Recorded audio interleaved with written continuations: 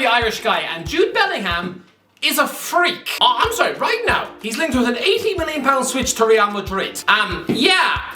He's 18 years of age. I'm sorry, but I refuse to believe this. I mean, has anyone heard him speak? The maturity in his voice, he sounds like a middle-aged janitor. Someone who's already had 2 divorces and is looking for an update on his prostate exam. How is he so level-headed right now? I mean, when I was 18, and if I saw a newspaper tip me for a mega money move to Real Madrid, my head would explode. My mother would have to spend about 6 weeks scraping lumps of my brain and earwax off the carpet with a spoon. I mean, he was born in 2003.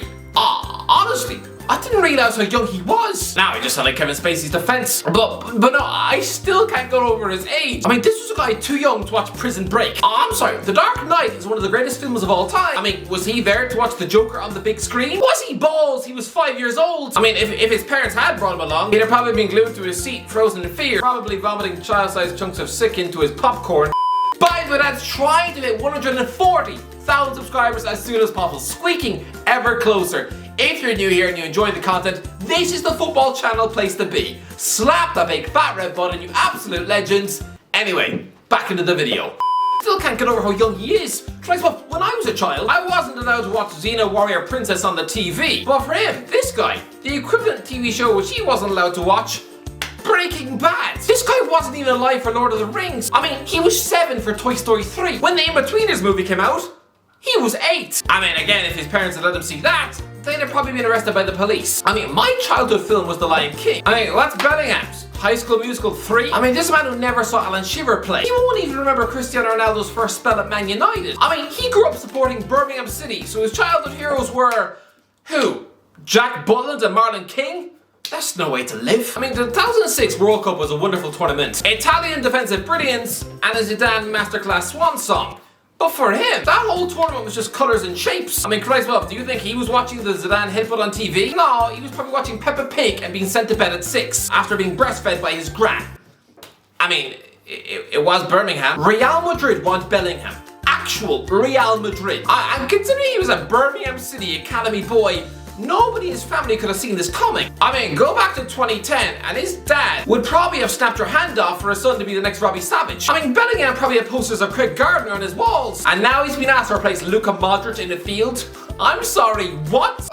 Come again? I'll admit it. I didn't think he was going to be this good. No chance, not at all. Yes, 2 years ago, we'd all seen Man United sniffing around some teenage wonder kids from Birmingham. But considering they just finished 20th in the championship and failed to win any of the last 14 games in the second tier, specifically 1 point for the last 7 games of the season, you'd excuse me if I didn't rummage through their team looking for potential whiz kids to buy. Honestly, I assume that Manchester United choosing to associate themselves from anything from this out of sorts dumpster, then again, I thought it'd be like a massive company like Nike or Adidas searching for potential clients in an orphanage for the criminally insane. You know, 14-year-olds who spend their afternoon gluing their poo to the walls and flushing hamsters down the sink. I'll be honest though, for me, it was just complete and utter ignorance. I mean, to me, this just stunk of John Bostock fever. Just another overhyped English youngster who within 5 years would be serving hamburgers out of a van. I mean, when Birmingham retired his shirt number, I thought it was just a bit embarrassing. I mean, he's just a child, and you're a football club who's nearly 150 years of age. I mean, have some self-respect. To me, this sort of groveling behaviour, I mean, it'd be a bit like the CEO of Wagamama choosing to retire the seat that Thogden just sat in whilst eating his teriyaki shrimp and, you know, just framing his napkin on the wall. It all just feels a bit small time. I mean, it's Thogden. He's not exactly Harrison Ford. But this kid Jude is the real deal. I mean, if he really was an overrated flash in the pan, someone who would have a career with the longevity of Chipmunk, yeah, remember him? He's probably not living under a bridge. But my point is, if Bellingham was overrated, he'd have been found out by now. Instead, he chipped in with 6 goals and 14 assists from the centre of midfield for Dortmund last season. I mean, when Frank Lampard and Steven Gerrard were his age, they had a combined 0 England caps. He's got 15 England caps. The same career total as for Andy Cole. If this man fulfills his potential, he's probably going to be the record cap holder for his country. But I have a message to Jude Bellingham. Don't do it. Real Madrid want him in an £80 million deal and are targeting a move next summer. Don't do it.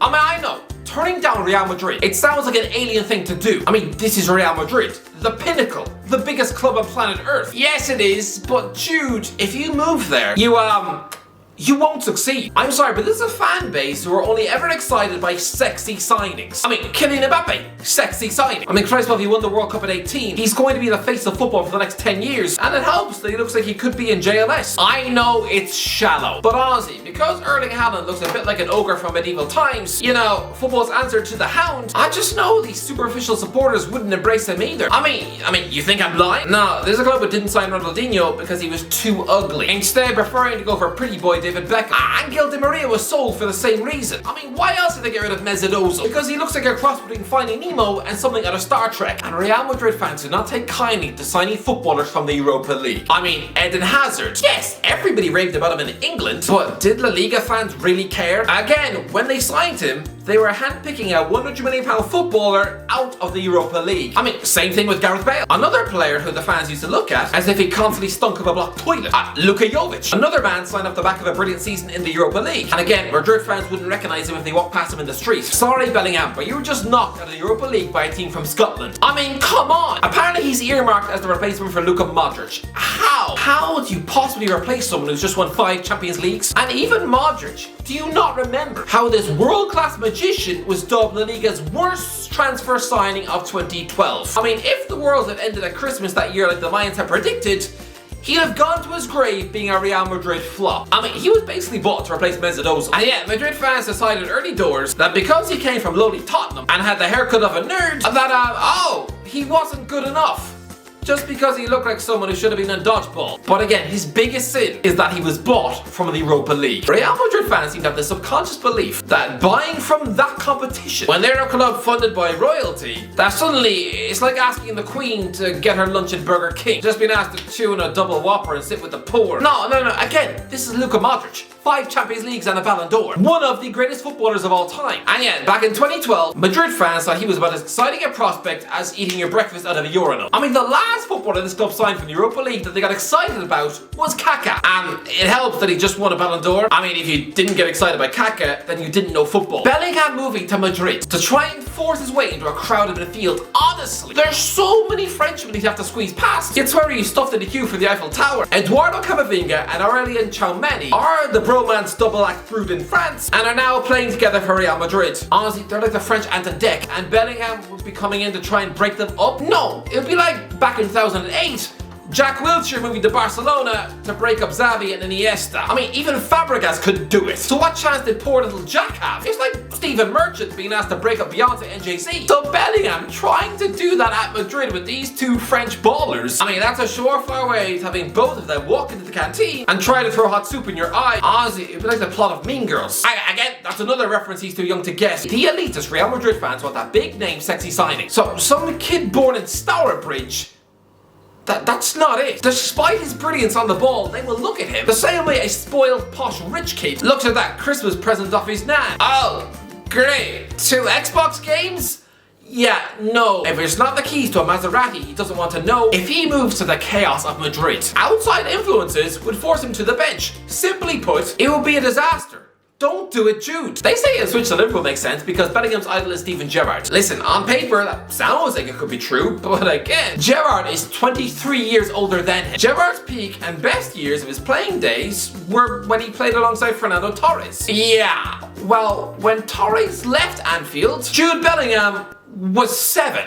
So, how much of Stevie G did he actually watch? I mean, honestly, I'd be confident that this new age millennial has spent more of his childhood watching Chris MD and Theo Baker than Steven Gerrard. And aside from the England games, if you just focused on his club career, I'm sure Bellingham has only ever seen David Beckham play about 3 or 4 times. I mean, he moved to the MLS when Jude was 4. I mean, do you really think Bellingham's dad, a busy policeman, was forking out for an MLS subscription feed? No. But lads, it gets even weirder. Jude has a clone. Jude Bellingham is the next Birmingham City team prodigy. I mean, he already plays for England under 17s in midfield, and right now is linked with Sunderland. I'm sorry, but if Birmingham City managed to flog both Bellinghams before they're both legal adults, it probably makes about as much sense as eating mouse poo off the floor. Honestly, these are 2 exceptional midfield talents who've just waltzed into your academy, and you want to get rid of them both as teenagers? This would be like Simon Cowell telling the One Direction lads to instead go audition for The Voice. Yeah, if that had happened, he'd probably still be banging his head off the fridge. Just a colossal financial disaster. But it gets even weirder. Apparently Liverpool want Joe. I'm convinced. They're using him. This would be like when Chelsea bought Thorgan Hazard 10 years ago. Yeah, he's a decent baller, but honestly, Chelsea had no intention of even putting him on the bench. It was essentially just a legal kidnap plot so his brother would come. And honestly, Job was born in 2005. He won't even know what a Xabi Alonso is. He's probably too young to even remember the Luis Suarez era. If he goes to Anfield, I'm convinced he's only going to be used as bait. You know, a bit like how people probably only befriend Deji so they can one day get a selfie with his brother. It's all just a bit hollow and sad. And Job, honestly, he deserves better than that. But where do I think Jude Bellingham will go? Time moves so fast. It feels like only last week Tottenham were the Champions League final. Well, guess what, lads? That was the summer the club needed to refresh their team and kick on. And Daniel Levy was going to get the checkbook out and target some of the most exciting transfers in Europe, right? Well, credit to him because he was the first one to target Jude Bellingham. But you know how much he offered Birmingham City? £1 million. That's it. Just £1 million. Yeah, that's a paycheck you might win on the chase. So offering Birmingham football pocket change found on the back of the couch for a generational talent like Jude, it's like bartering on a beach of Morocco for a jewel and diamond encrusted watch. And instead of promising money, choosing to instead offer a sandwich dipped in toilet water. I mean, it's just a bit of a waste of time. I mean, that summer, he spent 25 times that amount on Ryan Sessegnon from Fulham. It was 1/50th of Tanguy Dembele's transfer fee. I mean, compare him to Bellingham now, and Dembele looks about as technically gifted as Buzz Lightyear. You know that busted toy who couldn't fly? This was just an insulting bid from Spurs. A bit like how back in 2016, they targeted a 23-year-old Wilfred Zaha and offered Crystal Palace £12 million. I mean, if I was Steve Parish receiving that email, I'd probably demand that someone throw dog food at Levy's car. Especially considering days later, they agreed to pay £30 million for Moussa Sissoko. I mean, compared to Zaha, he's about as skillful as a brick. Well, Manchester United will be interested again, but honestly, these are the footballers that United have bought from Borussia Dortmund. Shinji Kagawa, Henrik Mkhitaryan, Jadon Sancho. Don't do it, Jude! Liverpool makes sense, but I just think his next move is Man City. This man is going to be Pep Guardiola's very own Gareth Barry. And remember another midfielder who was earmarked for a transfer saga move to Liverpool? And then City offered him a bag of cash at the last minute and he moved to the Etihad instead. Next summer, I can see an £80 million move for Jude Bellingham to replace Bernardo Silva in the centre of the park. I mean, honestly, this man is going to be a Manchester City superstar. And for the next 10 years, both he and Phil Foden will be the face of the Etihad. But honestly, Jude, don't move to Madrid. Well, what do you think? Let me know. Where do you think Jude Bellingham is going to go? Let me know in the comments below. Enjoy the video. Don't forget to like, subscribe. As always, I'll talk to you in a while.